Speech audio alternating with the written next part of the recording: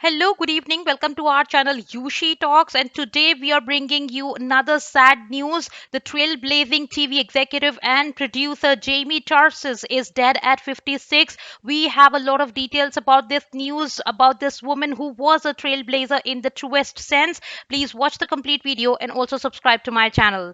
Let's get started.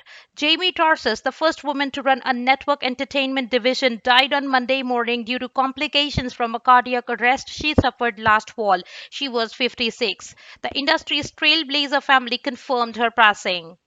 Before she blasted through glass ceilings of female executive in the TV industry, Tarsus played a major role in the development of modern TV classics, including two tentpole entries in NBC's iconic Thursday night must-see TV lineup, Friends and Frasier.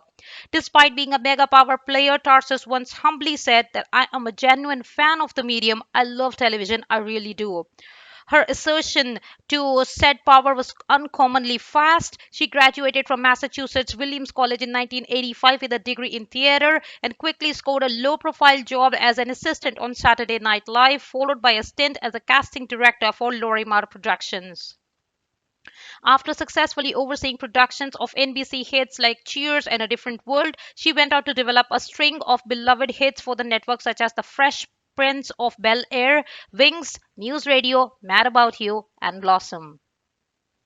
Tarsis was promoted in 1994 to Senior Vice President of Primetime Series, making her second in command to then Entertainment President of NBC, Warren Littlefield, who has said her development skills were extraordinary. In a statement to Deadline, Littlefield said, in her NBC days surrounded by superstar executives, she stood out. She had the ability to make writers feel safe and to get the most out of them. She fought for them. Understanding writers' wants and needs probably began by growing up in a household with her dad who wrote and produced comedies. She perfected that understanding as she became a development executive. But her reign at NBC would last only 11 months. When she left NBC, we knew she would be missed. She would be missed out opportunity knocked at ABC. Littlefield said. Tarsus was only 32 when she was named president of ABC Entertainment in June 1996. At a time when all of the big networks were losing young viewers, Miss Tarsus seemed to speak the language of the coveted audience. The Wall Street Journal wrote at that time. She had what is known in TV programming parlance as taste, or the ability to recognize hot ideas, writers, and stars. After helping launch hits such as Derma and Greg, Spin City, Sports Night, and The Practice, Tarsus resigned in 1999 amid high profile power struggles and corporate restructuring by ABC's parent company Disney. Jamie was a trailblazer in the truest sense of word. Carrie Burke, current president of Disney's 20th television and previous president of ABC Entertainment, told the Hollywood Reporter in a statement. She shattered stereotypes and ideas about what a female executive could achieve and paved the way for others at a cost to herself. She was a mentor, friend, and many of us owe so much to her.